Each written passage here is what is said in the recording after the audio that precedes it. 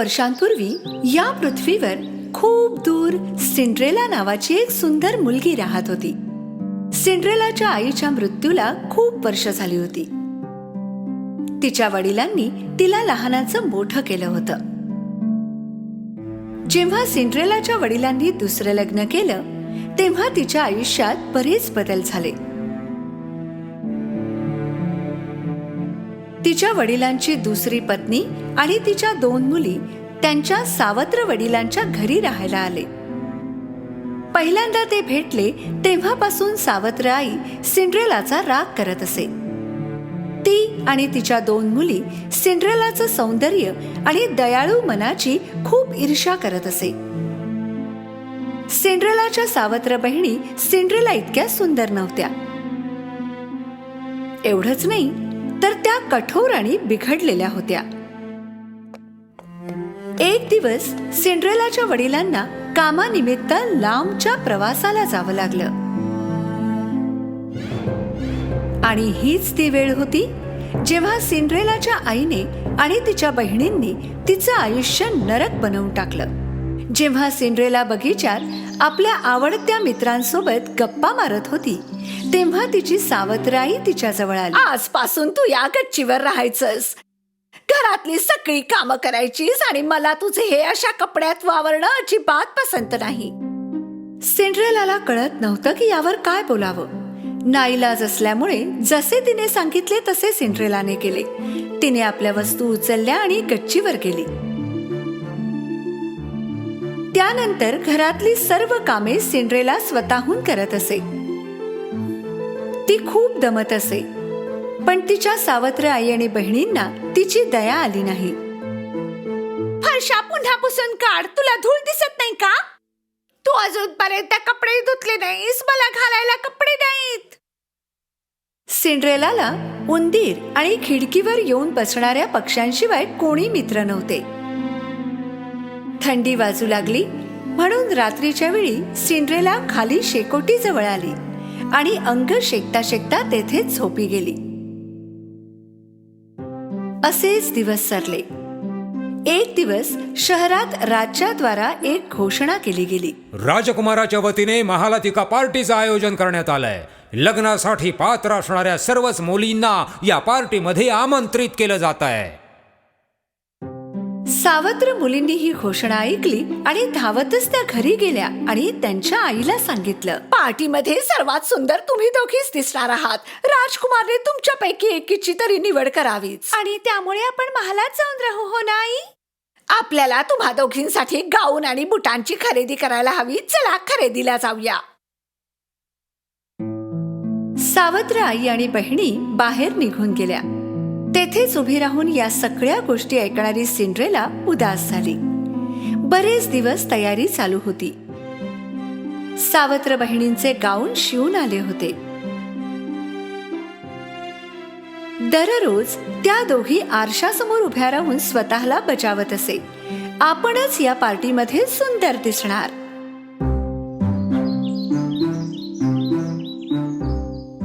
शेवटी तो दिवस उजाडला. सावत्र बहिणी आज लवकर उठल्या होत्या. त्यांनी सिंड्रेलाला हाक मारली,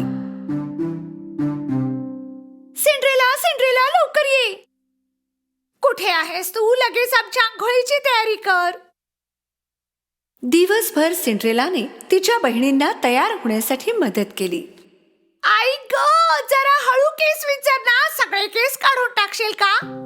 संध्याकाळपर्यंत दोघी पार्टीसाठी तयार झाल्या. तुम्ही दोघी छान दिसताय, खूपच छान. सिंड्रेलाने धीर करून सावत्र आईला विचारले, मी सुद्धा पार्टीला येऊ शकते का? कोण, तू? हो, त्यांनी सर्व तरुणींना बोलवलं आहे ना.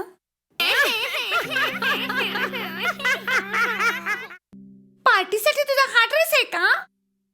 राजकुमारला त्याच्याकरिता पत्नी हवी आहे, बोलकरी नाही. चला मुलींनो, पार्टीला जायला उशीर होतोय आणि तू लक्षात ठेव, झोपण्यापूर्वी सर्व कामं झालीच पाहिजेत. सावत्र आई आणि बहिणी पार्टी करिता निघून गेल्या आणि घरात एकटीच सिंड्रेला रडू लागली. मी पार्टीला का नाही जाऊ शकत? आज जर माझे आई वडील जिवंत असते तर असं घडलंच नसतं. त्याच वेळी एक प्रखर प्रकाश दिसला. आधी सिंड्रेलाला कळेच ना की हे काय आहे. ती प्रकाशाकडे टक लावून पाहू लागली आणि अचानक प्रकाशाच्या मध्यावर एक सुंदर परी दिसली. माझ्या लाडक्या सिंड्रेला, रडू नकोस, तू सुद्धा पार्टीला जाशील. सिंड्रेलाला तिच्या डोळ्यांवर विश्वासच बसेना. तिने गोंधळून विचारलं, मी जाऊ शकते का? माझी हालत बघा. काळजी करू नकोस, मी आहे ना तुझ्या मदतीला. मला एक भोपळा आणि 7 उंदीर आणून दे. सिंड्रेलाला कळत नव्हतं की या गोष्टी का मागवल्या आहेत, पण तिने तेच केलं जे तिला करायला सांगितलं होतं. आधी ती स्वयंपाकघरात गेली आणि मोठा भोपळा घेऊन आली. मग गच्चीवर गेली आणि तिच्या उंदीर मित्रांना घेऊन पुन्हा खाली आली. परीने तिच्या जादूच्या छडीने भोपळ्याचं रूपांतर एका घोडागाडीत केलं. मग ती उंदरांकडे वळली.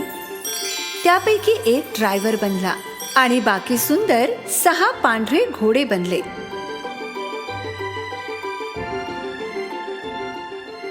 आश्चर्याने सिंड्रेला घोडे आणि गाडी पाहत होती.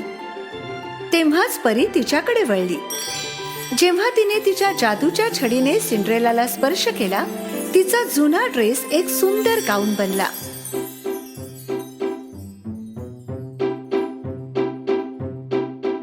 आणि तिच्या पायातील चपला सुंदर काचेचे बूट बनले. मी राजकुमारी सारखी दिसत आहे. आता पार्टीला जायची वेळ झालीये, पण घाबरू नकोस. घड्याळात 12 वाजल्याबरोबर तू घरी ये, कारण त्यानंतर तू आधी होती तशीच होशील. सिंड्रेलाने परीचं बोलणं नीट ऐकून घेतलं. मग ती घोडागाडीत बसली आणि महालाकडे जाऊ लागली. तिची सुंदर घोडागाडी महालासमोर जाऊन थांबली. जेव्हा सिंड्रेलाने भव्य दरवाजातून महालात प्रवेश केला, तेव्हा सर्वांच्या नजरा तिच्यावर खिळल्या होत्या. ती खूप सुंदर आणि खानदानी दिसत होती. तिची सावत्र आई आणि बहिणी देखील त्या सुंदर महिलेला पाहतच राहिल्या. त्यांनी तिला ओळखलं देखील नाही. अचानक पायऱ्यांवर राजकुमार दिसला. सिंड्रेला खरंच पार्टीत उपस्थित असलेल्या सर्व तरुणींमध्ये सुंदर दिसत होती. राजकुमार पहिल्याच भेटीत त्या सुंदर मुलीच्या प्रेमात पडला. सगळेच उत्सुकतेने तिच्याकडे पाहत होते. तो हळूच पुढे आला आणि तिच्या जवळ आला. सावत्र बहिणींना खूप आनंद झाला की राजकुमार त्यांच्याकडेच येत होता. अरे वा, तो आपल्याकडेच येतोय. नाही, तो माझ्याकडे येतोय. पण राजकुमार पुढे गेला आणि सिंड्रेला समोर जाऊन उभा राहिला. हे सुंदर युवती, तुला माझ्यासोबत नृत्य करायला आवडेल का? सिंड्रेलाने विनयाने राजकुमाराला हो म्हटले. राजकुमार आणि सिंड्रेलाने उत्सुकतेने पाहत असलेल्या आमंत्रितांमध्ये नृत्य करायला सुरुवात केली. सिंड्रेला संगीत आणि नृत्याने एवढी प्रभावित झाली, तिला वाटलं जणू त्या महालात राजकुमार आणि ती फक्त दोघेच होते. ते दोघे रात्री उशिरापर्यंत नृत्य करत होते. सिंड्रेलाच्या लक्षातच आलं नाही की किती वेळ निघून गेला. अचानक तिचं घड्याळाकडे लक्ष केलं. मध्यरात्र उलटून गेली होती. त्याच वेळी सिंड्रेलाला परीचं बोलणं आठवलं. घड्याळात 12 वाजल्याबरोबर तू घरी ये, कारण त्यानंतर तू जशी होती तशीच होऊन जाशील. घाबरून जाऊन सिंड्रेलाने राजकुमाराला तेथेच सोडलं आणि ती पळू लागली. जेव्हा ती महालाच्या पायऱ्या उतरत होती, तिचा एक बूट तिथेच राहिला आणि तिच्याकडे तो घेण्याचा देखील वेळ नव्हता. जशी ती महालाच्या बाहेर पोहोचली, घड्याळात 12 वाजले आणि पुन्हा सगळं तसंच झालं जसं आधी होतं. जेव्हा राजकुमार तिच्या मागे धावत आला तेव्हा त्याला तेथे तिचा बूट सापडला. हा बूट कोणाचा आहे ते शोधा. मग भले तुम्हाला राज्यातील सर्व मुलींना भेटावं लागलं तरी चालेल. तिला शोधून काढा. सिंड्रेला धापा टाकत घरी पोहोचली आणि थेट गच्चीवर गेली. ती राजकुमाराबरोबर घालवलेला वेळ आठवू लागली. तिला माहित होतं की तिच्याजवळ संधी नव्हती, तरीही ती राजकुमाराच्या प्रेमात पडली होती. राजकुमाराला त्या मुलीला शोधणं अशक्य होतं आणि जरी त्याने शोधलं असतं तरी ओळखलं नसतं. राजकुमारची माणसं राज्यात घरोघरी जाऊन त्या बुटाच्या मालकिणीचा शोध घेऊ लागले, पण तो बूट एकाही मुलीच्या पायात बसला नाही.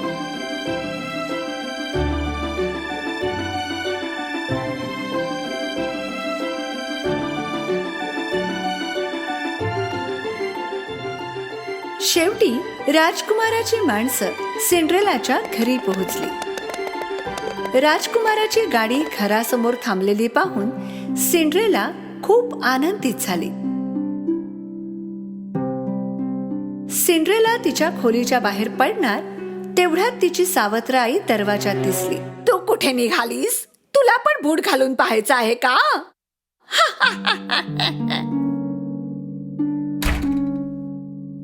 कुत्सितपणे हसून सावत्र आईने गच्चीचा दरवाजा बंद केला.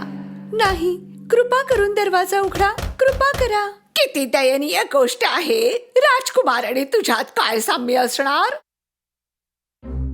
माणसांनी आधी बारीक बहिणीला बूट घातला, पण तो तिच्या पायांसाठी खूपच लहान होता. पहा, हा माझ्या पायात किती छान बसलाय.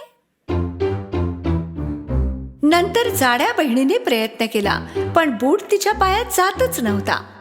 आपण दुसऱ्या पायात घालण्याचा प्रयत्न केला असता तर? त्यांनी खूप प्रयत्न केले, पण यश आलं नाही.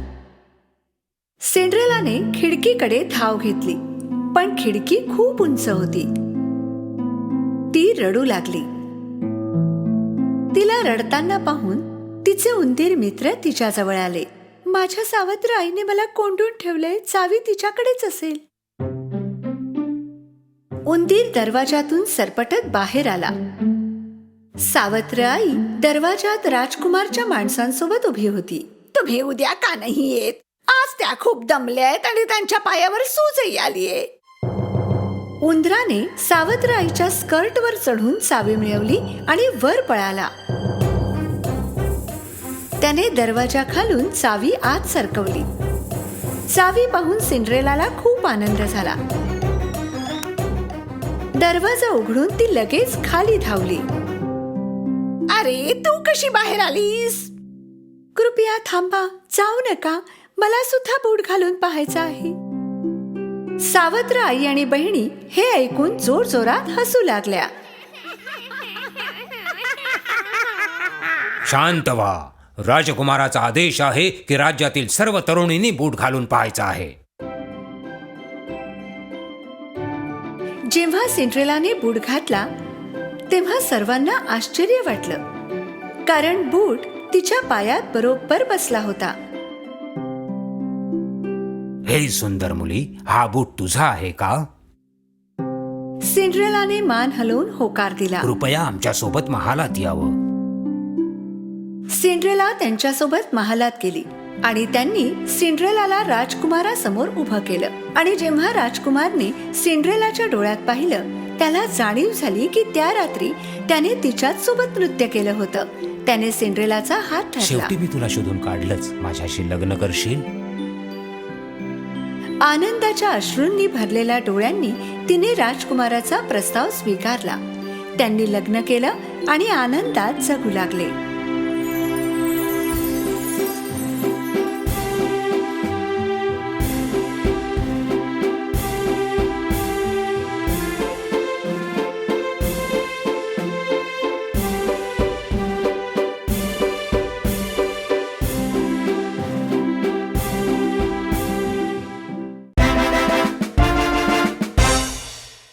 एकेकाळची गोष्ट आहे. एक राजा आपल्या 12 मुलींसोबत राहत होता. त्या 12 राजकन्या एका मोठ्या घरात एकत्र राहत होते. राजा आपल्या मुलींची खूप काळजी घेत असे आणि जेव्हा त्या रात्री झोपायला जात त्यानंतर त्यांना बाहेर जाण्याची परवानगी नव्हती. पण जेव्हा त्या मुली सकाळी उठत तेव्हा काहीतरी विचित्र होत असे.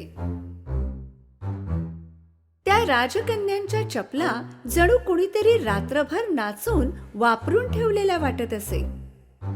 त्या राजाला दररोज आपल्या मुलींसाठी नवीन चपला विकत घेऊन याव्या लागत आणि दुसऱ्याच दिवशी त्या चपला वापरलेल्या असायच्या.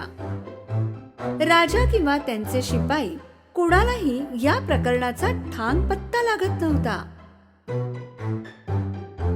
हे कसं शक्य आहे?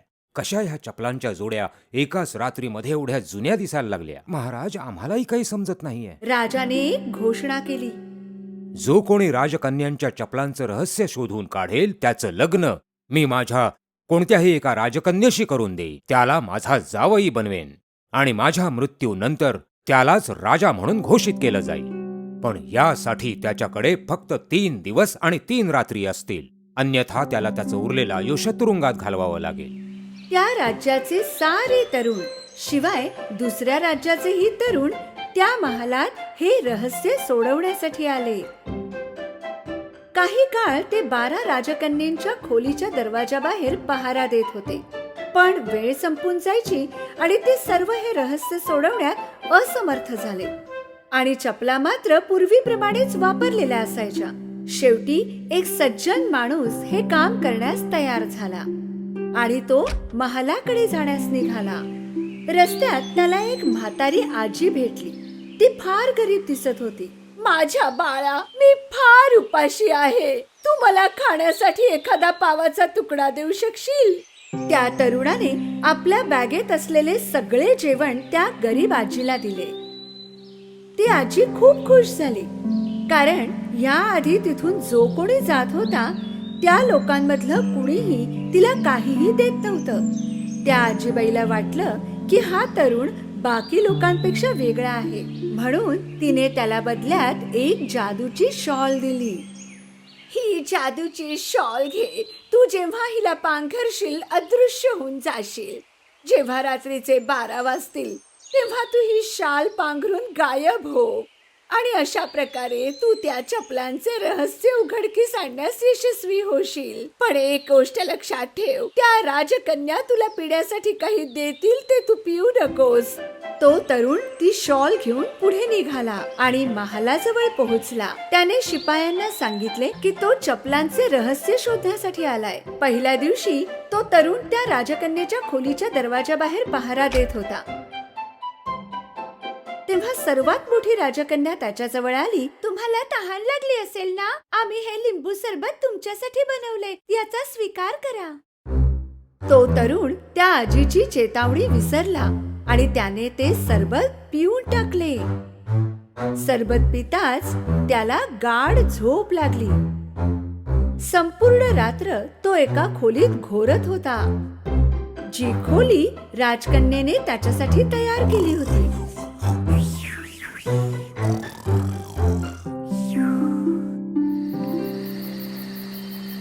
पहाट झाली आणि तो तरुण दचकून उठला. मला तर जादूची शाल पांघरून राजकुमारीच्या खोलीत जायचं होतं. दुसऱ्या रात्री पुन्हा तो दरवाजाच्या बाहेर वाट पाहत उभा होता. यावेळी दुसरी राजकन्या सरबत घेऊन बाहेर आली. त्या तरुणाला पुष्कळ तहान लागली होती आणि तो रात्र होण्याची वाट पाहत होता. काहीही विचार न करता त्याने ते सरबत पिऊन टाकले आणि पुन्हा एकदा तो गाढ झोपी गेला. सकाळी उठल्यावर त्याला आजीबाईची गोष्ट आठवली. पण एक गोष्ट लक्षात ठेव, त्या राजकन्या तुला पिण्यासाठी काही देतील ते तू पिऊ नकोस. नक्कीच राजकुमारीने सरबतामध्ये झोपेचं औषध टाकलं असणार. त्याच क्षणी महाराज तिथे पोहोचले. 2 दिवस उलटून गेले तरी तू अजून रहस्य शोधलं नाही. जर आज रात्रीपर्यंत तू ते शोधू शकला नाहीस तर तुझं उरलेलं आयुष्य तू तुरुंगात घालव.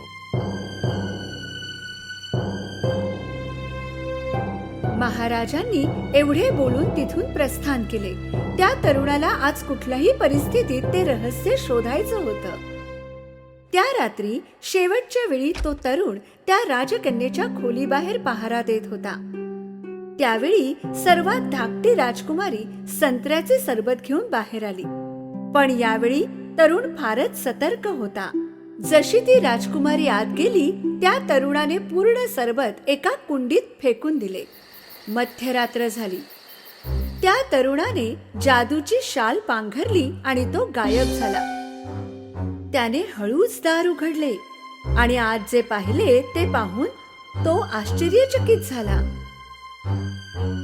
सर्व राजकन्यांनी सुंदर सुंदर गाऊन घातले होते. त्या अतिशय सुंदर नटल्या होत्या.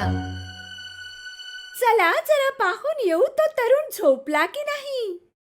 एका राजकन्येने दरवाजा उघडून बाहेर पाहिले आणि दुसरीने भिंतीला कान लावून ऐकण्याचे प्रयत्न केले.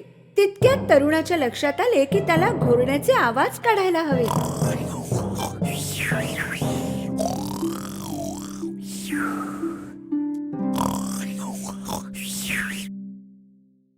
सगळ्यात मोठ्या राजकन्येने बेड एकीकडून सरकवला आणि 3 वेळा टाळ्या वाजवल्या. बेडच्या दुसऱ्या कोपऱ्यामधून एक गुप्त मार्ग दिसू लागला. त्या तरुणाला आपल्या डोळ्यावर विश्वास बसत नव्हता. एक एक करून सर्व राजकन्या त्या गुप्त मार्गाने खाली जाऊ लागल्या आणि तो तरुण देखील त्यांचा पाठलाग करू लागला. हा गुप्त मार्ग शिड्यांपर्यंत जात होता, जिथे 100 शिड्या खालच्या बाजूला जात होत्या. त्या राजकन्या जेव्हा खाली उतरत होत्या तेव्हा त्या तरुणाचा पाय एका राजकन्येच्या स्कर्टवर पडला. आह, कुणीतरी माझ्या स्कर्टवर पाय ठेवला. अगं वेडी, तू स्वतःच असशील. शिड्या उतरून त्या जंगलात पोहोचल्या. त्या राजकन्या उंच झाडींच्या मधून चालत होत्या, ज्यांच्या पांढऱ्या फांद्या होत्या. तरुणाने त्यातली एक फांदी तोडली आणि त्यांचा पाठलाग केला. फार लांबपर्यंत चालता चालता त्या राजकन्या एका नदीच्या काठी थांबल्या. त्या नदीमध्ये 12 बोटी होत्या आणि प्रत्येक बोटीत एक एक राजकुमार त्यांची वाट पाहत होते. त्या राजकन्या बोटीत जाऊन बसल्या आणि तो तरुण देखील शेवटच्या एका बोटीत बसला. बोट आज थोडी भारी वाटते ना, जणू आणखी सुद्धा कोणी बसला असावा. विचित्र आहे.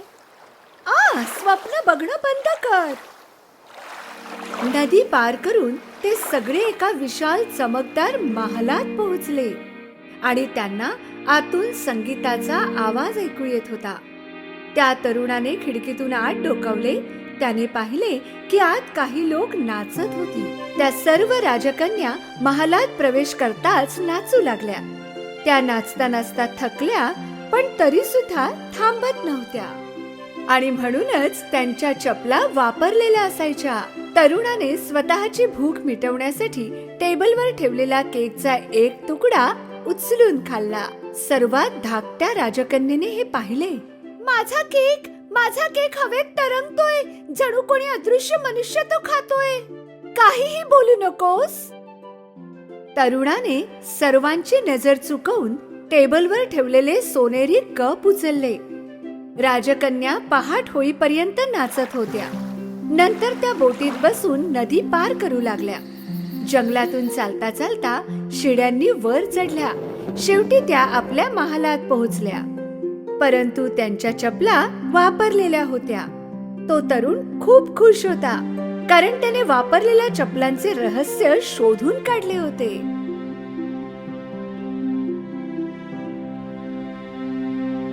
काही वेळानंतर महाराज त्या तरुणाकडे जाऊन उभे राहिले. तुला दिलेली वेळ संपलीये. तू चपलांचं रहस्य शोधू शकलायस का? होय महाराज, मी शोधलंय. आणि मग तरुणाने राजाला संपूर्ण हकीकत सांगितली. राजाला आधी त्याच्या बोलण्यावर विश्वास नाही बसला, पण जेव्हा तरुणाने राजाला पांढरी फांदी आणि सोनेरी कप दाखवला तेव्हा त्यांची खात्री पटली. आणि मग राजाने आपले वचन पूर्ण करण्यासाठी तरुणाला स्वतःच्या पसंतीची राजकन्या निवडण्याची परवानगी दिली. तरुणाने सर्वात धाकट्या राजकन्येशी विवाह करण्याची इच्छा प्रकट केली. त्या 12 राजकन्या थोड्या दुखी होत्या, कारण त्यांचे रहस्य आता सगळ्यांना कळले होते. पण तो तरुण आणि छोटी राजकन्या विवाहबद्ध होऊन आनंदाने आपले जीवन व्यतीत करू लागले.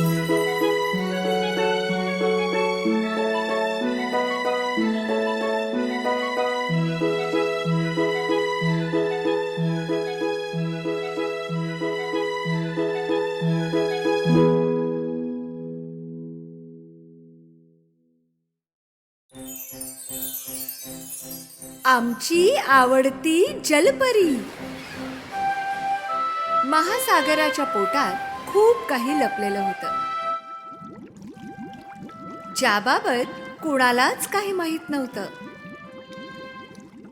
मोठमोठे व्हेल, खेळकर डॉल्फिन्स आणि इंद्रधनुष्याच्या सगळ्या रंगांची मासळी. त्याही पेक्षा खाली जेथे सूर्याची किरण सुद्धा पोहोचू शकत नव्हती, तेथे होते खोल समुद्रातील राज्य. तेथील लोक अन्य प्राण्यांसोबत अतिशय प्रेमाने राहत होते. तेथील राजा आपली आई आणि 6 मुलींसोबत राहत होता आणि समुद्रावर राज्य करत होता. राजाचे आपल्या मुलींवर खूप प्रेम होते. त्यांना भीती वाटत होती की कधी ना कधी जमिनीवरील लोक त्यांच्या मुलींना त्रास देतील, म्हणून ते त्यांना पाण्याच्या वरच्या स्तरावर पोहण्याची परवानगी देत नसत. सागराच्या बाहेर राहणारे सर्व मनुष्य वाईट आहेत. ते लोक वाईट का आहेत बाबा? कारण मनुष्य सागर खराब करून टाकतात आणि त्यामध्ये राहणाऱ्या जीवांना मारून टाकतात. आवडत्या जलपरीला जाणून घ्यायचं होतं की जमिनीवरील लोक कसे असतात. तिच्या बहिणींकडून ऐकलेल्या कथा पुरेशा नव्हत्या. तिची आजी सुद्धा तिला नेहमी मनुष्यापासून दूर राहायला सांगत असे आणि ती सी गेटमधून बाहेर तेव्हाच जाऊ शकते जेव्हा ती राजकुमारी बनेल आणि आपल्या बहिणी एवढी मोठी होईल. आवडत्या जलपरीने आपल्या बहिणींना बाहेर जाताना पाहिलं आणि निश्चय केला की ती देखील जाईल. पण कशी? ती डॉल्फिन सोबत हिमरन वेलला भेटायला गेली, कारण हिमरनला सी गेट मधून आत बाहेर जाण्याचे पूर्ण स्वातंत्र्य होते. तिने हिमरनला आपली योजना सांगितली. बापरे, राजाशी कोण पंगा घेईल? पण हिमरन ऐकायला तयारच नव्हती. पण मग तिला तिच्या परिस्थितीची दया आली आणि तिची मदत करायला ती तयार झाली. हिमरन आणि डॉल्फिन सी गेटवर गेले. त्यांना पाहून शिपायांनी त्यांना जाऊ दिलं, कोणत्याही प्रश्नाशिवाय. तेथून खूप दूर गेल्यावर हिमरनने आपला मोठा जबडा उघडला आणि आतून निघाली आपली प्रिय जलपरी एरियल. एरियल हिमरनच्या मदतीने सागराच्या वरच्या पातळीवर गेली. तिने पहिल्यांदा हवेचा अनुभव घेतला आणि पहिल्यांदा निळं आकाश पाहिलं. किती सुंदर आहे! त्याच वेळी एरियलला संगीत ऐकू आलं. तिने पाहिलं जवळच एक बोट होती. तिने पहिल्यांदाच एक बोट पाहिली. ही बोट आहे ना, चल जाऊया. डॉल्फिन तिला सांगत होता जाऊ नकोस, पण ती दूर निघून गेली होती. वेगाने जात होती बोटीकडे. ही बोट एका राजाची होती. ते त्याच्या मुलाचा, राजकुमारचा वाढदिवस साजरा करत होते. त्यांना त्यांच्या मुलाचं लग्न लवकरात लवकर करायचं होतं, म्हणून तर सर्व अविवाहित मुलींना या पार्टीमध्ये बोलवलं होतं. हा तर राजकुमार आहे आणि मनुष्यही. डॉल्फिनने पुन्हा वॉर्निंग दिली. एरियलने राजकुमाराच्या चालीवर खूप छान गाणं म्हटलं.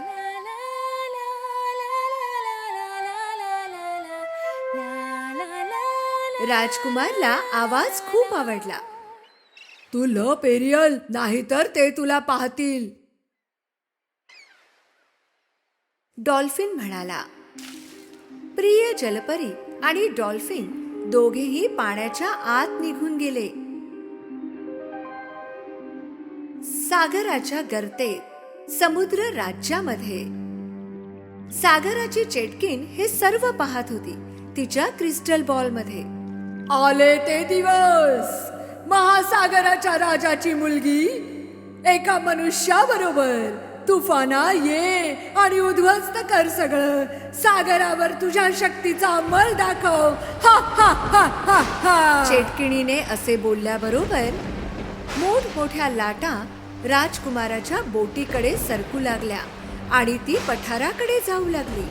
प्रिय जलपरीला हे पाहून खूप काळजी वाटू लागली. ही बोट तर आपटून फुटून जाईल. आपण त्यांना मदत करायला हवी.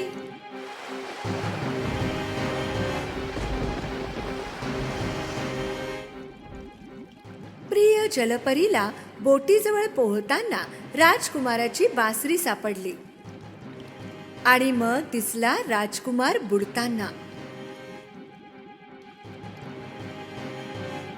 ती त्याला ताबडतोब खेचत सागराच्या किनाऱ्यावर घेऊन आली. उठ, कृपा करून उठ. राजकुमार शुद्धीवर आला आणि आपले हळूच त्याने डोळे उघडले. तू जिवंत आहेस, प्रिय जलपरी आनंदाने म्हणाली. दुरून एका कुत्र्याचे भुंकणे ऐकून ती भानावर आली. तिला समजले की ती कुठे आहे आणि तिने सागरात उडी घेतली. राजकुमाराचे एक सहाय्यक आणि एक राजकुमारी तेथे आले त्याला शोधत. एका मुलीने मला वाचवलं. हा आवाज यापूर्वीही मी एकदा ऐकला आहे. मी तिला पाहिलं नाही, पण आवाज खूपच गोड होता.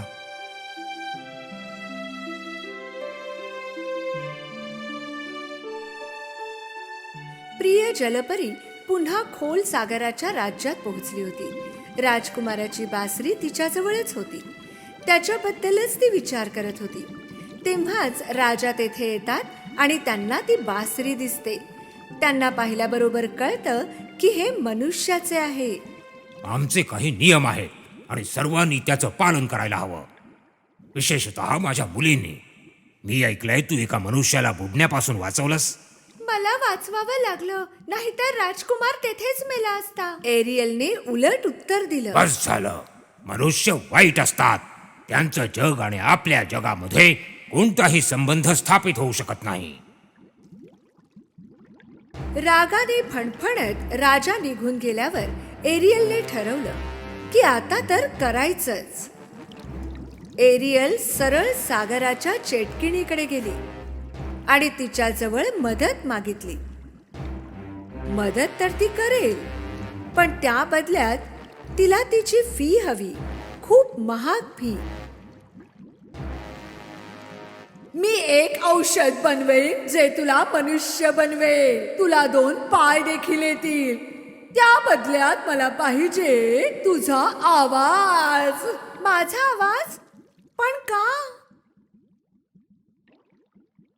नाही म्हणत म्हणत शेवटी जलपरीने ते मान्य केलं, कारण तिच्यासाठी हे खूप आवश्यक होतं. लक्षात ठेव, 3रा दिवस संपायच्या आधी म्हणजे 4थ्या सूर्योदयापूर्वी राजकुमार तुझ्या प्रेमात पडायला हवा, नाहीतर तू पुन्हा जलपरी होशील. हा, हा, हा, हा, हा.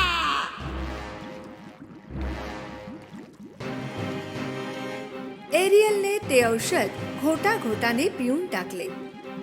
ती सागराच्या वरच्या बाजूला पोहत जाऊ लागली.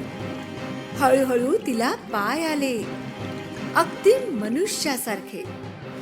डॉल्फिन सोबत ती सागराच्या किनाऱ्यावर पोहोचली.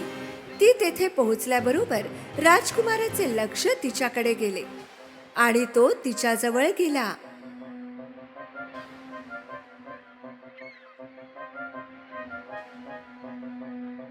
तू, आपण कुठेतरी भेटलो होत ना?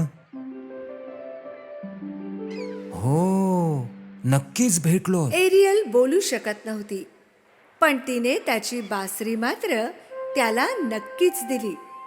राजकुमाराने त्या दिवशी वाजवलेली धून पुन्हा वाजवली. एरियलने खूण केली की तिने ही धून यापूर्वी ऐकली आहे. हीच वाजवताना मी तुला पाहिलं होतं आणि आवाज ऐकला होता आणि तुम्हाला बुडण्यापासून वाचवलंस. मी तुलाच शोधत होतो. राजकुमाराला पूर्ण खात्री होती की ती मुलगी एरियलच होती जिने त्याला वाचवलं होतं. पण ती मुलगी एक जलपरी होती आणि तिचा आवाज खूप सुंदर होता. एरियल बिचारी इच्छा तर होती पण बोलू शकली नाही. आपला आवाज ती देऊन आली होती ना. राजकुमारला वाटलं की ती ही मुलगी नाही जिने त्याला वाचवलं. तरीही त्यांनी तिची मदत करायचं ठरवलं. राजकुमार प्रिय जलपरीला आपल्या महालात घेऊन गेला. राजाने लग्नाची तयारी करण्याचा आदेश दिला. ते आपल्या मुलाचं लग्न एका राजकुमारीशी करणार होते. बिचारी प्रिय जलपरी आता चुपचाप पाहण्याशिवाय काहीच करू शकत नव्हती. जोपर्यंत बोलणार नाही राजकुमाराला माहीत कसे होणार. तिला चेटकिणीचे बोलणे आठवले. लक्षात ठेव, 3रा दिवस संपायच्या आधी म्हणजे 4थ्या सूर्योदयापूर्वी राजकुमार तुझ्या प्रेमात पडायला हवा, नाहीतर तू पुन्हा जलपरी होशील. पाहता पाहता 2 दिवस संपून गेले. 3रा दिवस उजाडला. याच दिवशी राजा आणि राणी आपल्या राजकुमाराचे लग्न शेजारील राज्याच्या राजकुमारीशी करायला निघून गेले. बिचारी एरियल राजकुमाराला सांगूच शकली नाही की तीच आहे ती जिला ते शोधत होते. राजकुमाराने मान्य केलं की जे काही त्याने पाहिलं होतं ते एक स्वप्न होतं. एरियलला फक्त एकच आशा होती, राजकुमारासाठीचं तिचं प्रेम. 4थ्या दिवशीचा सूर्य उगवणार होता. एरियलचं रडू थांबत नव्हतं आणि तेव्हा जणू काही जादू झाली. आधी तिच्या सर्व बहिणी आल्या आणि मग आली आजी. माझे प्रिय नाथ, आम्ही इथे आलो आहोत त्या चेटकिणीच्या कैदेतून तुला सोडवायला ग बाळा.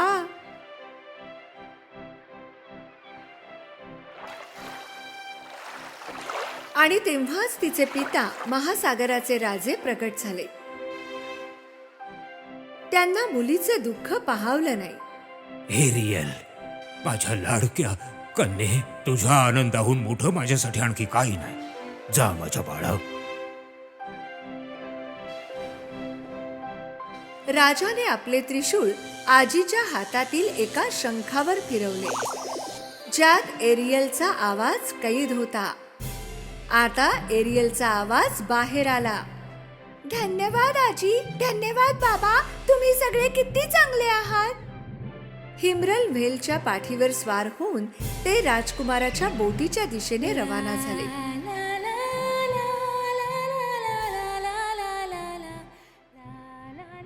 राजकुमार आणि राजकुमारीचे लग्न होणारच होते. पण इतक्यात राजकुमार अचानक थांबला. त्याला जलपरीचा मधुर आवाज ऐकू आला. तिला आपल्याकडे येताना पाहून न संकोचता राजकुमाराने सागरात उडी घेतली.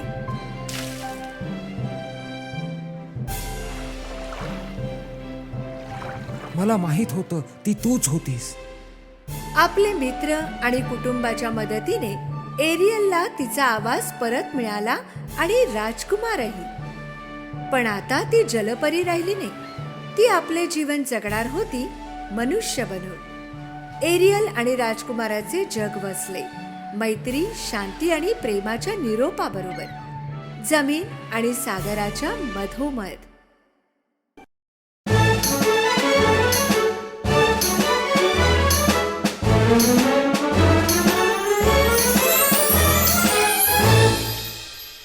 एकेकाळची गोष्ट आहे. नवरा बायकोचे एक दाम्पत्य होते. त्या दोघांना मुलबाळ नव्हतं, पण त्यांना एका मुलीची फार इच्छा होती. काही दिवसानंतर त्यांना बाळ होणार होतं. एक दिवस पत्नीची नजर खिडकीच्या बाहेर एका लेट्यूस गार्डनवर पडली. तेव्हापासून तिला तेथून लेट्यूस खाण्याची इच्छा होऊ लागली. कोण जाणे की ते लेट्यूस मी कधी खाऊ शकेन. तिची भूक कमी होऊ लागली आणि तब्येत बिघडत गेली. तिच्या पतीला तिची फार काळजी वाटू लागली आणि म्हणून एक दिवस त्याने तिला वचन दिले की तो तिच्यासाठी मुठ्ठीभर लेट्यूस घेऊन येईल. तू काळजी करू नकोस, मी आणेन तुझ्यासाठी लेट्यूस नक्की. पण तुम्हाला माहित आहे ना, ती खूप भयंकर आहे. ते घर एका चेटकिणीचे होते आणि त्याच्या चारी बाजूला उंच उंच भिंती होत्या, ज्यावर कोणी चढायचा विचार सुद्धा करू शकत नव्हता. पती पूर्ण जोर लावून त्या उंच भिंतीवर चढला. गार्डन मध्ये जाऊन त्याने मुठ्ठीभर लेट्यूस तोडले आणि घरी घेऊन आला.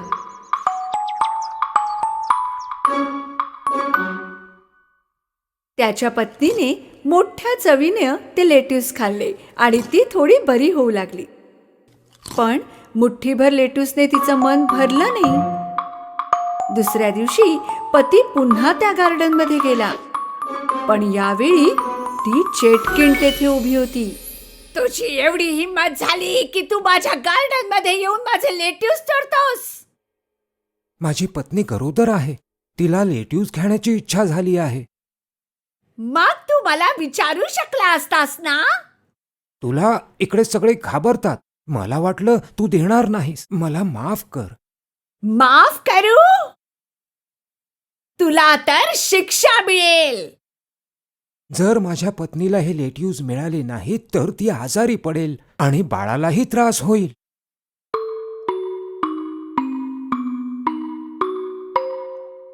मग आपण एक सौदा करू. तुला हवे तेवढे लेट्यूस घेऊन जा, पण एका अटीवर. तुझ्या बाळाचा जन्म होताच तू ते मला सोपवशील. भीतीने पतीने होकार दिला. काही दिवसानंतर त्या दोघांना एक मुलगी झाली आणि चेटकीण येऊन त्या मुलीला घेऊन गेली.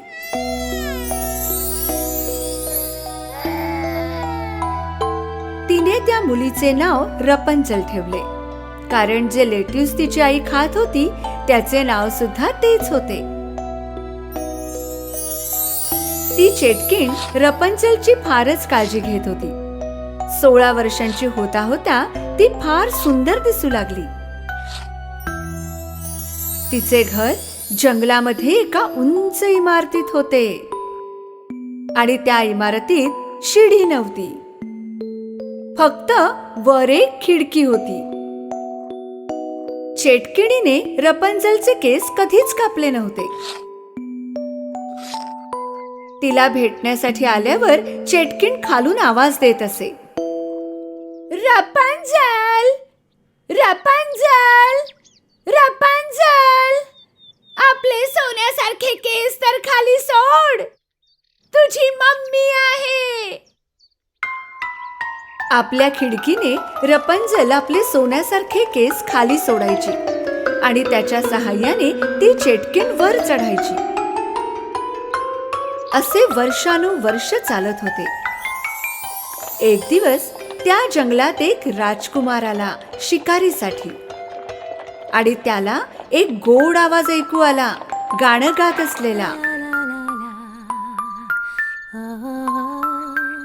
वा, किती गोड आवाज आहे. त्याने विचार केला आणि तो त्या आवाजाच्या जवळ जाऊ लागला. रपंचलच्या इमारतीकडे पोहोचल्यावर त्याने आधी डावीकडे पाहिले आणि मग उजवीकडे, पण कुठलीही शिडी दिसत नव्हती त्याला वर जाण्यासाठी.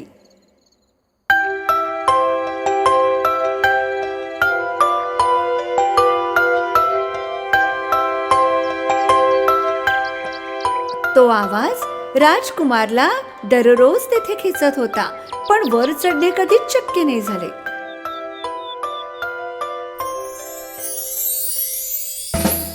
एके रात्री इमारतीजवळ जाताना त्याला खाली चेटकीण दिसली.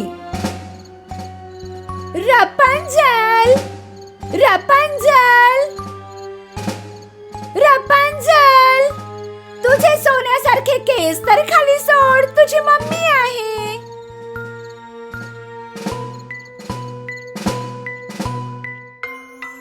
आपल्या खिडकीमधून रपंचलने आपले सोन्यासारखे केस खाली सोडले आणि त्याच्या सहाय्याने ती चेटकीण वर चढली. दुसऱ्या दिवशी सूर्य मावळताच राजकुमार तेथे गेला आणि आवाज बदलून हाका मारू लागला. रपंचल, रपंचल, तुझे सोन्यासारखे केस जरा खाली सोड. मी तुझी आई आहे.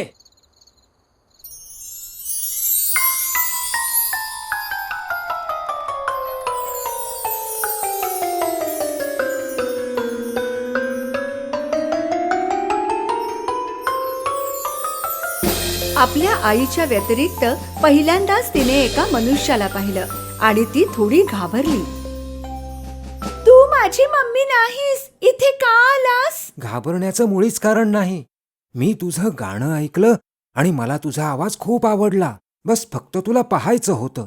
आवाजासारखीच तूही सुंदर आहेस. रपंजलला राजकुमारचे बोलणे आवडू लागले आणि तिची भीती सुद्धा गायब झाली. काही काळ सगळे सुरळीत चालत होते आणि चेटकिणीला या सगळ्याची कल्पना देखील नव्हती. एक दिवस राजकुमारने रपंजलला लग्नासाठी विचारलं. रपंजलने आनंदित होऊन होकार दिला.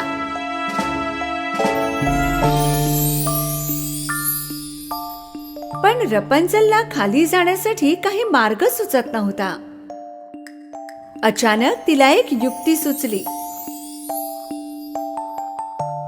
दरवेळी राजकुमार एक कपड्याचा तुकडा सोबत आणत असे. रपंजल त्या कपड्यांना जोडून एक रश्शी बनवू लागली.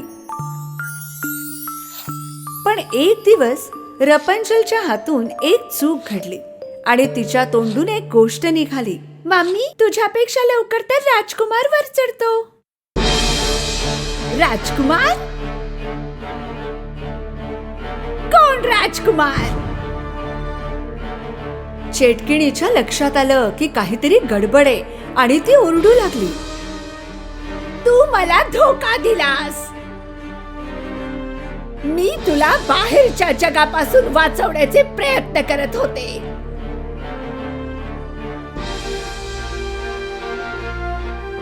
चेटकिणीने रागाच्या भरात रपंजलचे सोनेरी केस कापून टाकले.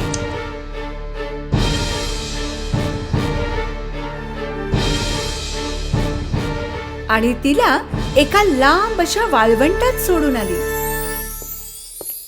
त्या रात्री चेटकीण राजकुमारची घरी वाट पाहू लागली. थोड्याच वेळात राजकुमारचा आवाज आला. रपंजल, रपंजल, तुझे सोनेरी केस खाली सोड. मी आहे प्रिन्स. चेटकिणीने रपंजलचे कापलेले केस खाली सोडले. वर कोण आहे हा विचार न करता राजकुमार वर चढू लागला. तिथे रपंजल नव्हती, पण चेटकीण होती. त्याला कळून चुकलं की काहीतरी वाईट घडलंय. चेटकीण त्याच्या जवळ येऊ लागली.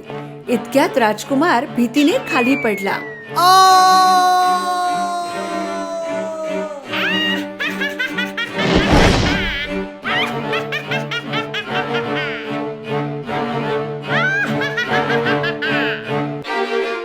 खाली काही झाडे असल्यामुळे सुदैवाने तो वाचला. पण डोळ्यात काटे टोचल्यामुळे त्याची दृष्टी नाहीशी झाली.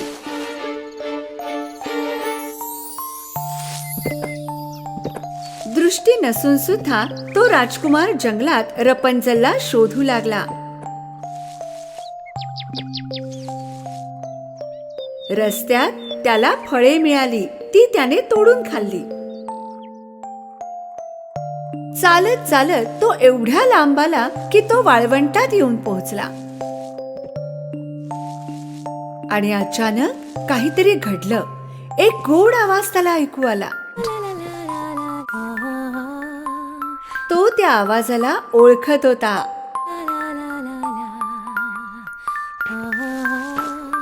तो त्या आवाजाजवळ जाऊ लागला, हाका मारता मारता. रपंजल, रपंजल. रपंजलने राजकुमारची हाक ऐकली आणि ओळखली सुद्धा. राजकुमार, तुम्ही?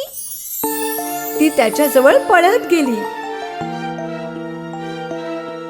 दोघे अत्यंत खुश झाले. भेटताच दोघांनी मिठी मारली आणि रडू लागले. रपंजलचे अश्रू राजकुमारच्या डोळ्यांवर पडले आणि अचानक एक चमत्कार झाला. राजकुमारला दिसू लागले. हे पाहून रपंजल खूप खुश झाली.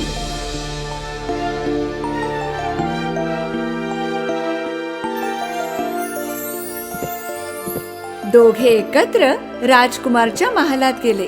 तेथे लोकांनी त्यांचे स्वागत केले.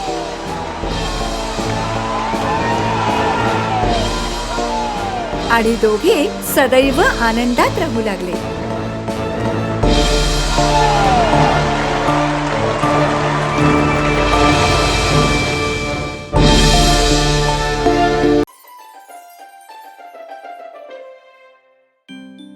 खूप वर्षांपूर्वी इथून खूप दूर एक खूप दिमागदार महाल होता. या दिमागदार महालात एक खूप सुंदर राणी राहत असे. राणीची फक्त एकच इच्छा होती आणि ती म्हणजे तिला एक मुलगी असावी. थंडीचे दिवस होते. राणी खिडकीजवळ बसून कपडे शिवत होती. त्याच वेळी तिला सुई टोचली. तिने कापसाने आपले रक्त पुसताना एक इच्छा व्यक्त केली. माझी इच्छा आहे की मला एक मुलगी असावी, जिचे डोळे ताऱ्यांप्रमाणे चमकावेत आणि जिचे ओठ चेरी सारखे असावे आणि तिचे हृदय आनंदाने भरलेलं असावं.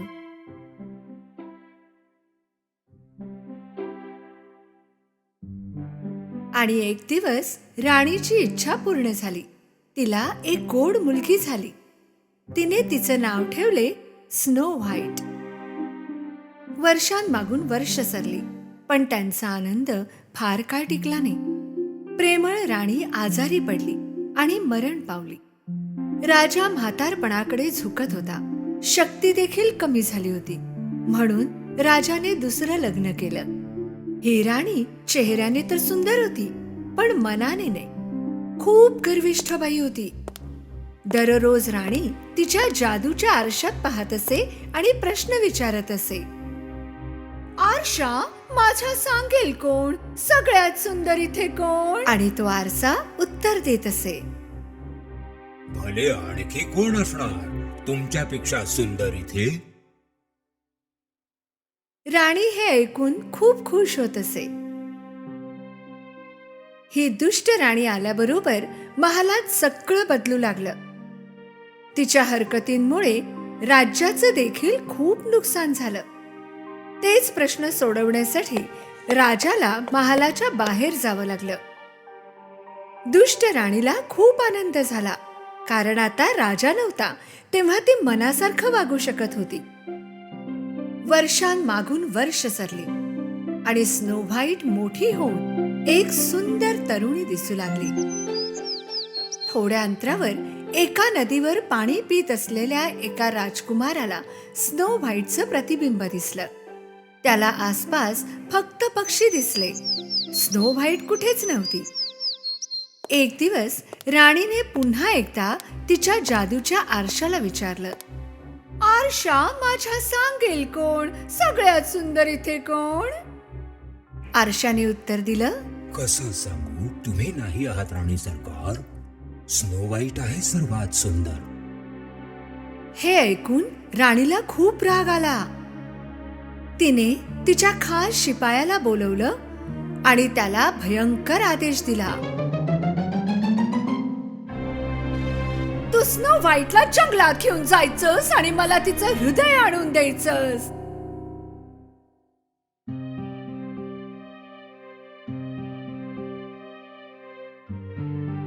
शिपाई स्नो व्हाईटला राणीकडे घेऊन गेले. कशी आहे स्नो व्हाईट? जा, जरा जंगलात फिरून ये. माझा खास शिपाई तुझी काळजी घेईल. शिपाई स्नो व्हाईटला घनदाट जंगलात घेऊन गेले. त्यांना त्यांचं काम करायचं होतं.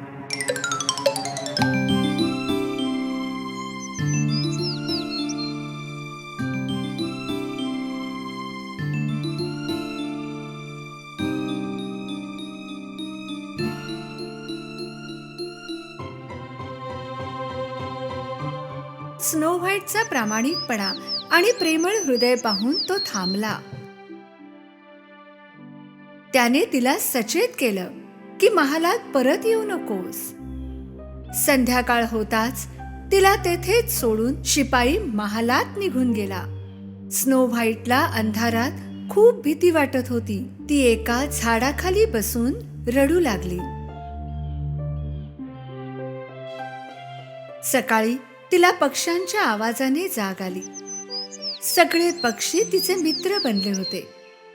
हे सारे पक्षी तिला आधीपासूनच ओळखत होते आणि म्हणूनच तिला रस्ता दाखवत त्यांच्या घरी घेऊन गेले. त्यांचं घर छोटंसं पण खूप छान होतं. थोडं थांबून स्नो व्हाईटने दरवाजा उघडला. आत सगळं काही छोटं होतं आणि स्वच्छ पण नव्हतं. तिला कळत नव्हतं की हे घर आहे तरी कोणाचं, पण ती इथून जाणार तरी कुठे होती. म्हणून तिने साफसफाई सुरू केली.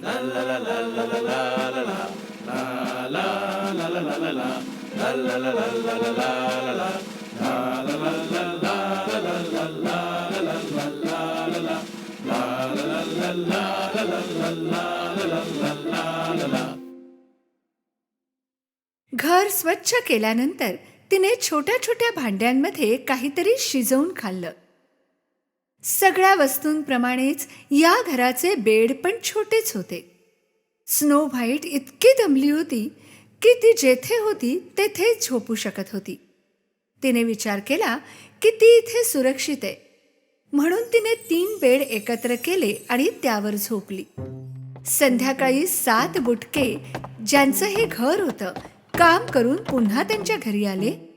त्यांना खूप आनंद झाला की घर इतकं स्वच्छ होतं आणि जेवणाचा छान सुवास देखील येत होता. सवयीप्रमाणे एकाने थोडं जेवण सांडवलंच. एक बुटका तर विचार करत होता की इथे नक्की काय चालू आहे. काहीतरी गडबड नक्कीच आहे. कोणी बरं केलं असावं हे सगळं काम. मी जर थोडी झोप काढली तर कदाचित उत्तर देऊ शकेन मी. 7ही बुटके हळूच वर त्यांच्या बेडरूम मध्ये गेले आणि पाहून त्यांना धक्काच बसला. इतकी सुंदर एक मुलगी त्यांच्या बेडवर झोपली होती. त्यांचा आवाज ऐकून स्नो व्हाईटला जाग आली. एवढे लोक तिच्याकडे टक लावून पाहत होते. ती खूप घाबरली. थोडं चाचरत ती म्हणाली, मी स्नो व्हाईट आहे. मी काही चूक केली असेल तर मला माफ करा. माझा तसा हेतू नव्हता. हे तर आम्हाला माहीतच आहे. नाहीतर तू का बरं आमच्यासाठी जेवण बनवलं असतं, सगळी साफसफाई केली असतीस. डॉग म्हणाला, आपण लोक 7 डॉग्स आहोत. हाय हॅपी, हा ग्रम्पी आणि हा डोपी.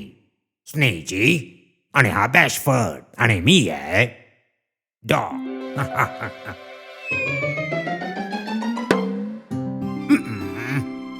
आणि हा स्लीपी. मला झोपू द्या.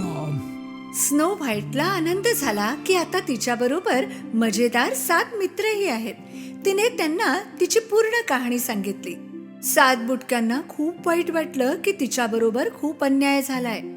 त्यांनी तिला त्यांच्यासोबतच राहायला सांगितलं. स्नो व्हाईटने होकार दिला. ती नेहमी त्यांची मदत करत असे. त्यांचे दिवस आनंदात चालले होते, पण खूप दिवस चालणार नव्हती त्यांची ही पार्टी.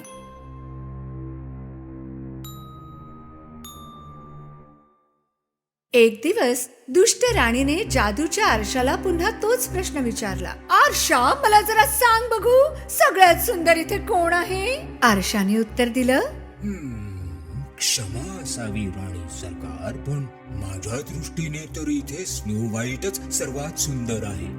पण राणीला वाटलं होतं की ती मरण पावलीये. तिला माहित नव्हतं की शिपायाने काम केलं नव्हतं. आता तिने स्वतःच हे काम करण्याचे ठरवलं. स्नो व्हाईट 7 बुटक्यांना कामाला पाठवत होती, त्यांना एक किस देऊन. डॉगने तिला त्या दिवशीच त्यांचे नियम सांगितले होते. आपले नियम माहित आहेत ना. कोणी अनोळखी माणूस आला, त्याने दार वाजवलं तरी आपण मात्र ते मुळीच उघडायचं नाही. Okay dog. पण तुम्ही यायला उशीर करू नका. स्नो व्हाईट जेवण बनवत होती. तेव्हाच कोणीतरी दरवाजा वाजवला. बुटके त्यावेळी घरी येत नाहीत. कोण आहे बाहेर? डॉग, तुम्ही लोक आहात का? बाहेरून एक म्हातारीचा आवाज आला. मी बिचारी तुझं काय नुकसान करणार आहे? उघड तरी. डोळ्यातून पाहिल्यावर एक अशक्त अशी म्हातारी दिसली. तिने विचार केला की ही बिचारी माझं काय नुकसान करणार आहे, आणि तिने दरवाजा उघडला. अगं माझ्या सुंदर मुली, मी इथूनच जात होते. काहीतरी खायला असेल तर दे. माझे आशीर्वाद मिळतील तुला. स्नो व्हाईटने तिला आत बोलावलं आणि गरम जेवण वाढलं.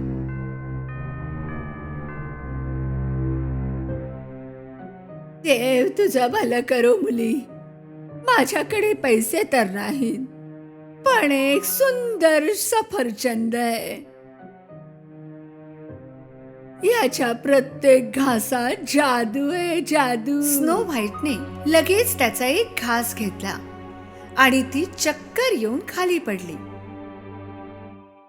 ही म्हातारी दुसरी कोणी नाही, तीच दुष्ट राणी होती. आणि त्या सफरचंदामध्ये जादू नाही, विष होतं. त्याच्या एकाच घासात एवढं विष होतं की स्नो व्हाईटला अशी झोप येईल ज्यातून ती कधीच उठणार नाही. जेव्हा 7 बुटके घरी आले, त्यांना स्नो व्हाईट जमिनीवर पडलेली दिसली. डॉगने ते सफरचंद पाहिले. स्नो व्हाईट झोपेत सुद्धा इतकी सुंदर दिसत होती. बुटक्यांनी तिला एका काचेच्या पेटीत सजवून ठेवलं आणि जंगलात अशा ठिकाणी ठेवलं जिथे तिचे सगळे मित्र तिला भेटायला येऊ शकत होते. एक दिवस एक राजकुमार त्याच जंगलात आला जेव्हा स्नो व्हाईट झोपली होती, आणि पक्ष्यांनी त्याला रस्ता दाखवला जेथे स्नो व्हाईट झोपलेली होती. राजकुमाराला विश्वासच बसेना की ही तीच राजकन्या आहे जिचं प्रतिबिंब एकदा त्याने नदीत पाहिलं होतं, आणि अनेकदा स्वप्नामध्ये. त्याने काचेच्या पेटीचे झाकण उघडून स्नो व्हाईटचं चुंबन घेतलं. त्याच वेळी स्नो व्हाईट आणि राजकुमार दोघांचं स्वप्न पूर्ण झालं. त्यांचं प्रेम दुष्टतेला हरवून जिंकलं होतं आणि स्नो व्हाईट पुन्हा बरी झाली. त्याच वेळी राजाला त्याच्या मुलीवर झालेल्या अत्याचाराबद्दल समजलं आणि त्याने जादूचा आरसा तोडून टाकला आणि राणीला महालापासून दूर पाठवून दिलं. स्नो व्हाईट तिच्या घरी तिच्या महालात आली, तिच्या बाबांकडे. स्नो व्हाईट आणि राजकुमाराचे लग्न दिमाखात पार पडले. स्नो व्हाईट राजा, राजकुमार आणि 7 बुटक्यांबरोबर नेहमीच आनंदात.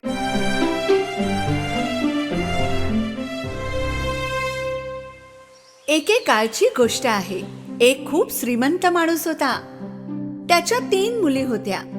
त्यातल्या 2 मुली खूपच लालची आणि स्वार्थी होत्या. पण त्याच्या 3ऱ्या मुलीच्या मनात मात्र भरपूर प्रेम आणि आदर होता. एक दिवस वडिलांना कळले की त्यांची काही जहाजे वादळामुळे समुद्रात बुडाली आहेत. त्या बिचाऱ्यांचे सगळेच काही संपून गेले जसे. शिवाय ज्या घरात ती लोक राहत होती, दोघी लालची बहिणी या प्रकरणामुळे खूपच त्रासल्या होत्या. त्या संपूर्ण दिवस नुसत्या बसल्या बसल्या बरं वाईट बोलत होत्या. घराची सगळी कामं ब्युटीच करत होती. काही काळानंतर वडिलांना कळलं की त्यांचं एक जहाज समुद्र काठी पोहोचले आहे. ते तेथे जायची तयारी करू लागले. जायच्या आधी त्यांनी त्यांच्या मुलींना विचारलं, तुम्हा तिघींसाठी काय घेऊन येऊ? कपडे, चप्पल, हार आणि ब्रेसलेट्स. आणि तुझ्यासाठी ब्युटी, सांग काय हवंय तुला? फक्त एक गुलाबाचं फूल डॅडी. वडील एक लांब अंतर गाठून त्या जहाजाकडे पोहोचले. त्या जहाजात कोणतंही सामानही नव्हतं आणि ते जहाज काही कामाचंही राहिलं नव्हतं. मायूस आणि हताश होऊन वडील घरी परतू लागले. अंधार होता होता ते एका जंगलात पोहोचले. तिथे पूर्ण शांतता होती आणि गारवा सुद्धा. बर्फ पडत होता. काही तास ते असेच चालत होते बर्फांवर.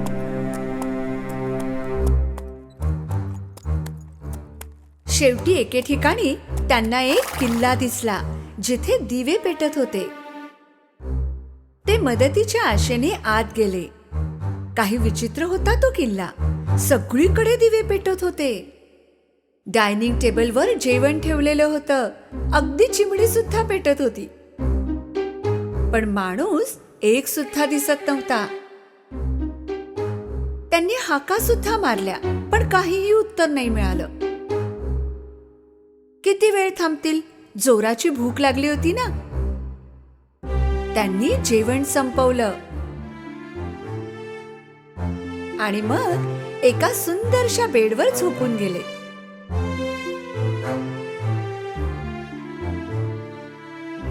ते जेव्हा सकाळी उठले त्यांना घालण्यासाठी कपडे तयार मिळाले. ते खाली उतरले. त्यांच्यासाठी शानदार ब्रेकफास्ट तयार ठेवला होता. हा नक्कीच एखाद्या परीचा राजवाडा असणार. नाहीतर उगीच कोणी कोणाची मदत करतं का? ती भेटली तर नक्की आभार मानेन. किल्ल्यातून बाहेर येताना त्यांना बागेत गुलाबाचे फूल आढळले. त्यांना वाटले, मी आपल्या दोन्ही मुलींसाठी तर काहीही घेऊन जात नाही.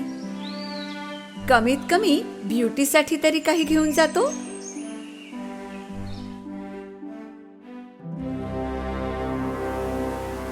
त्यांनी एक गुलाब तोडल्या क्षणी धरती कापू लागली आणि वारा वेगात वाहू लागला. झाडांच्या आडून एक राक्षसासारखा दिसणारा बीस्ट बाहेर आला. वडील त्या बीस्टला पाहून फारच घाबरले.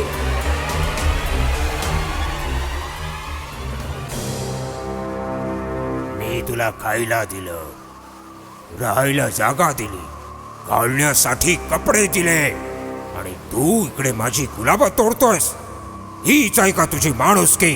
वडिलांनी त्या बीस्टची माफी मागितली आणि त्यांनी त्याला सांगितले की ते हा गुलाब आपल्या मुलीसाठी घेऊन जाणार होते. जी चूक तू केलीस त्याची शिक्षा मिळेल तुला. मला क्षमा कर. वडिलांनी त्या बीस्टची माफी मागितली. मी तुला एका अटीवर क्षमा करू शकतो. तुला 3 मुली आहेत. त्यापैकी एक जर माझ्या बरोबर राहायला आली तर मी तुला सोडेन. सांग मला, तुला हे मान्य आहे का? मनात ओझे घेऊन वडील घराकडे परतले. घरी पोहोचल्यावर दोन्ही स्वार्थी मुलींनी वडिलांची कहाणी ऐकली पण बीस्टच्या अटीकडे दुर्लक्ष केलं. ब्युटी त्या दोघींपेक्षा वेगळी होती. डॅडी, जर तुम्ही परवानगी दिली तर बीस्टकडे मी जाईन. दोघी स्वार्थी बहिणी फारच खुश झाल्या कारण त्यांना असं वाटत होतं की सगळी चूक ब्युटीचीच आहे. दुःख आणि नाईलाजाने वडील ब्युटीला किल्ल्याकडे नेण्यासाठी निघाले.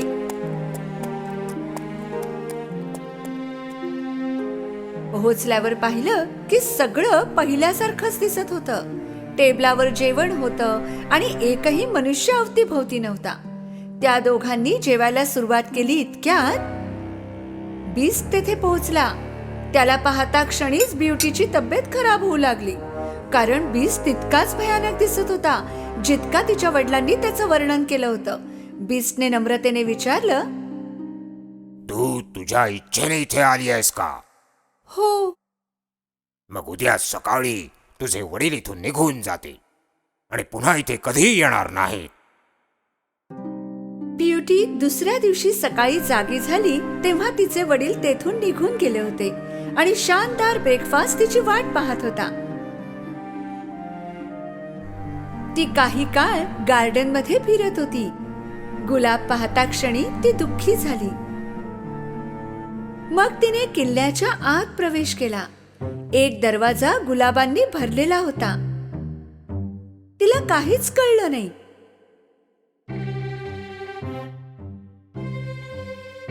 ती आत गेली. पुष्कळ सुंदर रीतीने त्या जागेला सजवलं होतं. त्यात पुस्तके, फुले आणि वाद्ये ठेवलेली होती. तिने विचार केला की ज्या व्यक्तीने इतकी सुंदर सजावट केली आहे ती कोणाला दुखापत करू कशी शकते? मग तिने एक पुस्तक उचलले. त्या पुस्तकावर सोनेरी अक्षरांनी लिहिलं होतं, साहिबा, तुझी इच्छा माझ्यासाठी हुकूम आहे. मी माझ्या वडिलांना पाहू शकले असते तर? ज्या क्षणी ब्युटी हे म्हणाली त्या क्षणी आरशात तिचे वडील तिला दिसले. ब्युटी खूप खुश झाली. तिचे वडील तिच्या समोर होते ना. त्याच रात्री बीस्ट डिनरच्या वेळी पुन्हा आला. मी तुला पाहू शकतो का ब्युटी? हा किल्ला तुमच्या मालकीचा आहे, मला का विचारता? नाही, आता हे सगळं काही तुझं आहे. तू म्हणालीस तर मी इथून निघून जाईन. ब्युटीला आश्चर्य वाटले हे ऐकून. मला तुला काही विचारायचंय. मी खरंच खूप कुरूप आहे का? तिला सुचत नव्हते की काय उत्तर द्यावं. मग तिने मान हलवून होकार दिला. तू माझ्याशी लग्न करशील? यावेळी ब्युटीने जरा कठोरतेने उत्तर दिले, नाही. बीस्ट परत फिरून निघून गेला, दुःखी आणि हताश. दररोज डिनरच्या सुमारास बीस्ट ब्युटीला भेटत होता आणि तिची पुष्कळ काळजी घेत होता. असेच दिवस जात होते. आता ब्युटीला बीस्टची सवय झाली होती. हे जर सुंदर दिसले असते तर? काही महिने उलटले. आता ब्युटीला बीस्टची भीती वाटत नव्हती. शिवाय ती त्याला पसंत करू लागली. एके दिवशी तिला आरशात तिचे वडील आजारी असल्याचे आढळले. ती बीस्टकडे गेली आणि घरी जाण्याची परवानगी मागू लागली, कारण तिला तिच्या वडिलांची देखभाल करायची होती. नक्कीच तू जाऊ शकतेस, पण जर तू परत आली नाहीस तर तुझ्या विरहामुळे मी मरून जाईन. मी एका आठवड्यात परत येईन. बीस्टने ब्युटीला एक अंगठी दिली. त्या अंगठीला जर झोपते वेळी काढली तर ती जागी होईल सरळ किल्ल्यामध्ये. दुसऱ्या दिवशी सकाळी ती आपल्या वडिलांच्या घरी जुन्या बेडवर जागी झाली. ती स्वतःच्या वडिलांना पाहून खूप आनंदित झाली आणि तिच्या वडिलांचा अर्धा आजार असाच बरा झाला तिला भेटून. दुपारी ब्युटीच्या बहिणी, ज्यांचं लग्न झालं होतं, वडिलांना भेटण्यासाठी आल्या. घरी ब्युटीला पाहून त्यांना फार राग आला. त्यांनी ब्युटीला जाळ्यात अडकवण्याचं ठरवलं. तिला एक आठवडा आणखी येथे थांबवून घेऊ. बीस्टला राग येईल आणि तोच तिला मारून टाकेल. दोघी बहिणी ब्युटीकडे जाऊन रडू लागल्या आणि म्हणाल्या की त्यांना वेगळे नाही राहायचे. ब्युटीने नक्की केलं की ती काही दिवस आणखी तिथे राहील. काही दिवसानंतर ब्युटीला बीस्टची आठवण येऊ लागली. एके रात्री तिला स्वप्न पडलं की बीस्ट गार्डन मध्ये गलित गात्र होऊन पडलाय. ती घाबरून जागी झाली. मी किती स्वार्थी झाले होते. तिने त्याच क्षणी अंगठी काढून ठेवली आणि दुसऱ्या दिवशी सकाळी ती किल्ल्यात जागी झाली. ती दिवसभर बीस्टची वाट पाहत होती, पण त्याचा काहीही थांगपत्ता लागत नव्हता. तासन तास ती काळजी करत होती, पण बीस्टची काहीही माहिती मिळत नव्हती. ती अचानक गार्डन मध्ये गेली. बीस्ट तेथेच पडला होता, अगदी तसेच जसे तिने स्वप्नात पाहिले होते. ब्युटी पळत गेली त्याच्याकडे आणि त्याला मिठी मारली. बीस्टचे हृदय धडधडत होते. त्याने फार परिश्रमाने डोळे उघडले आणि म्हणाला, मला वाटलं तू येणार नाहीस, म्हणून मी खाणं पिणं सोडून मृत्यूची वाट पाहत होतो. पण मला तर तू आवडतोस. माझ्याशी लग्न करशील का? त्याच वेळी काही जादू होऊ लागली. किल्ल्याची सुंदरता आणखी वाढू लागली. ब्युटीने चमकत्या नजरेने चारी बाजूला पाहिलं आणि मग ती बीस्टकडे वळली तर तेथे एक तरुण आणि देखणा राजकुमार होता. त्याला पाहून ब्युटीला रडू आलं. तुम्ही कोण आहात? बीस्ट होते इथे, ते कुठे गेले? राजकुमार म्हणाला, मीच तो बीस्ट आहे. एका चेटकिणीने माझ्यावर जादू करून मला एक भयानक बीस्ट बनवलं होतं. जर तू मला लग्नासाठी विचारलं नसतंस तर मला आयुष्यभर बीस्ट बनूनच राहावं लागलं असतं. ब्युटी हे ऐकून खूप खुश झाली. खऱ्या अर्थाने तिला तिचं खरं प्रेम मिळालं होतं. त्या दोघांनी लग्न केलं आणि ते आनंदात राहू लागले.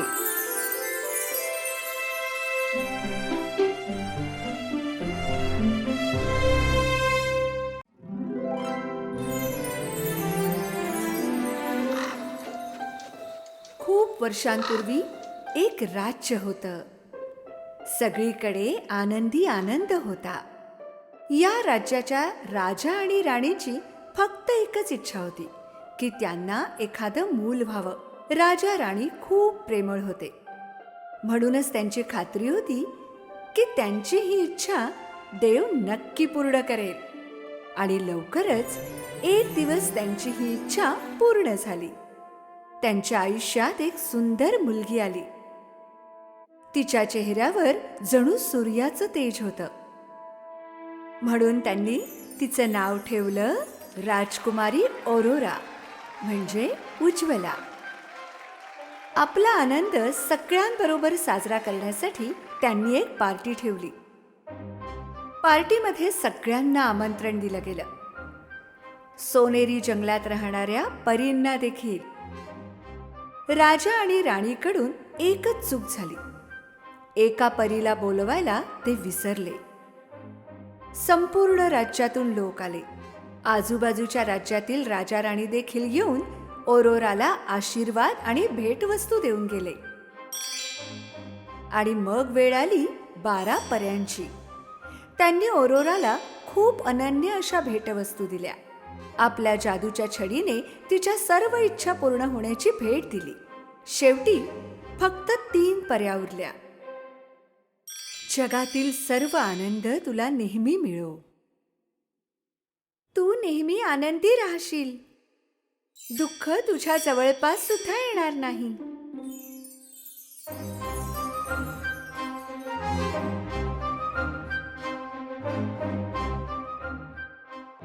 जशी शेवटच्या परीची वेळ आली, काहीतरी विचित्र घडलं. सगळीकडे हिरव्या रंगाचा धूर पसरू लागला.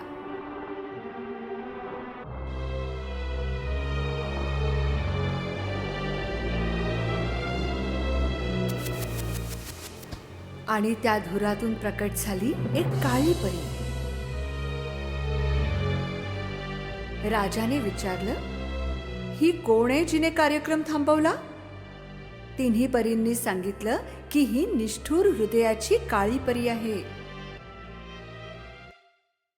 महाराज, तुम्ही तर सगळ्यांना बोलवलं होतं पार्टीला. या राज्यातील प्रत्येक व्यक्तीला, बाहेरील तुमच्या मित्रांना आणि या परींना देखील, पण मला नाही बोलवलं. राजाने काळ्या परीची माफी मागितली. हरकत नाही, मी आलेच आहे, तर राजकुमारीला भेटवस्तू दिल्याशिवाय कशी बरं जाईल?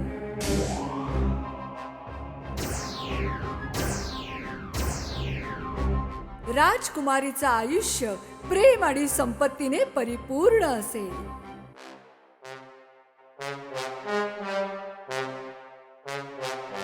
पण तिच्या 16व्या वाढदिवशी सूर्य अस्ताला जाण्यापूर्वी हिला एक सुई टोचेल आणि हिचा मृत्यू होईल. पकडा हिला आणि कारागृहात टाका. राजा रागाने ओरडला, पण काळी परी हसत हसत अदृश्य झाली. अजूनपर्यंत शेवटच्या परीने तिची भेट दिली नव्हती. ती काळ्या परी एवढी शक्तिशाली नव्हती, पण तिच्या आशीर्वादाने काळ्या परीच्या शापाची तीव्रता कमी होऊ शकत होती.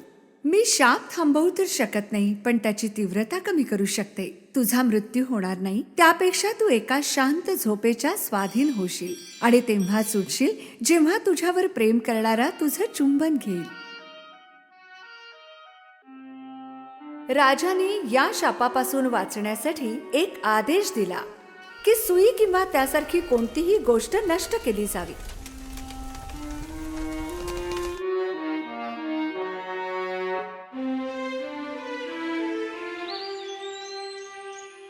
पऱ्यांच्या आशीर्वादाने राजकुमारी अरोरा खूप सुंदर रूपात मोठी होत होती. एक दिवस राजाने तिन्ही परींना राजकुमारीची काळजी घेण्याचा आदेश दिला. हे जरा कठीण होतं, कारण अरोरा कुणाच्याच हाती लागत नसे. पण त्यांच्याच मदतीने अरोरा दिवसेंदिवस सुंदर तरुणी दिसू लागली होती. पाहता पाहता राजकुमारी अरोराचा 16वा वाढदिवस आला. सूर्याचा अस्त झाल्याबरोबर काळ्या परीचा शाप खरा होणार होता. असं घडू नये यासाठी राजा राणीने सगळं काही केलं, पण त्यांच्या हाती काहीच नव्हतं.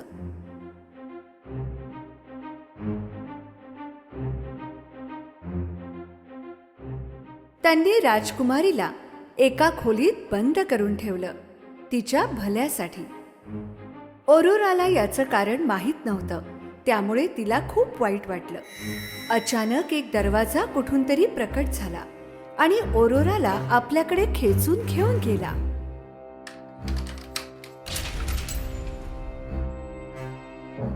दरवाजा उघडला आणि ती तिच्या धुंदीत त्याच्या आत जात राहिली आणि तिला एक बाई शिवत असलेली दिसली. त्याच धुंदीत अरोराने सुईकडे आपला हात नेला. सूर्य अस्त झाल्याबरोबर काळ्या परीचा शाप खरा झाला आणि अरोराचा हात सुईला टोचला गेला. अरोरा बेशुद्ध होऊन पडली, एका शांत झोपेच्या स्वाधीन झाली.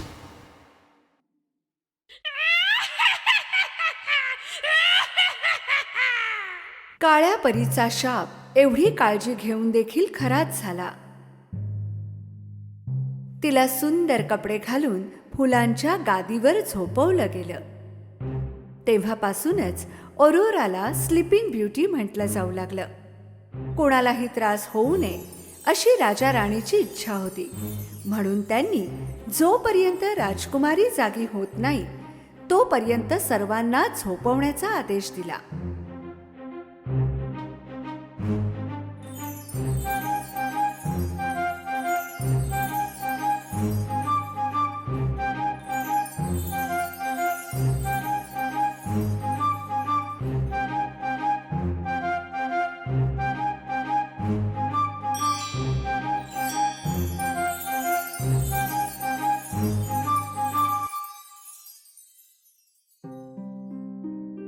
शंभर वर्ष झाली. एक दिवस एक राजबिंड राजकुमार तेथून जात होता आणि त्याला हा महाल दिसला, ज्याच्या समोर खूप झाडे झुडपे वाढलेली होती. शिपायांनी त्याला हा महाल आणि स्लीपिंग ब्युटीची कथा सांगितली. राजकुमाराला हे खूप आकर्षक वाटलं आणि त्याने आत जाण्याचा निर्णय घेतला. झाडे झुडपे एवढे दाट होते की राजकुमाराला ते कापत कापत रस्ता तयार करावा लागला. शेवटी जेव्हा राजकुमार दरवाजाजवळ पोहोचला, त्याला 2 शिपाई झोपलेले दिसले. दरवाजा उघडून आत पाहताच तो चकित झाला. सगळीकडे झोपलेले लोक होते. फिरत फिरत तो राजाच्या खोलीजवळ आला. राजा आणि राणी देखील त्यांच्या सोफ्यावर झोपले होते आणि मग एका अर्धवट उघड्या दरवाजातून त्याला ती दिसली, जिला तो शोधत होता. स्लीपिंग ब्युटी, जी एका फुलांच्या गादीवर गाढ झोपेत होती. राजकुमार तिच्या जवळ जाऊन बसला आणि राजकुमारीच्या कानात म्हणाला, तर तू आहेस ती स्लीपिंग ब्युटी. किती सुंदर आहेस तू. त्याला ती खूप आवडली आणि त्याने तिच्या कपाळाचं चुंबन घेतलं आणि तेव्हाच राजकुमारीने डोळे उघडले आणि समोर एक राजबिंडा राजकुमार पाहिला. ती जागी झाल्याबरोबर महालातील सगळे जागे झाले. 100 वर्षांच्या गाढ झोपेतून राजा राणीला विश्वास बसेना. ते धावतच राजकुमारीच्या खोलीत गेले, जेव्हा त्यांना त्यांची मुलगी समोर दिसली त्यांचा आनंद गगनात मावेना. राजकुमाराने राजकुमारीशी लग्न करण्याची इच्छा दर्शवली. राजकुमारीने आनंदाने होकार दिला. राजाही खूप आनंदात होता. खूप धूमधडाक्यात त्यांचं लग्न झालं आणि ते नेहमी आनंदात राहिले.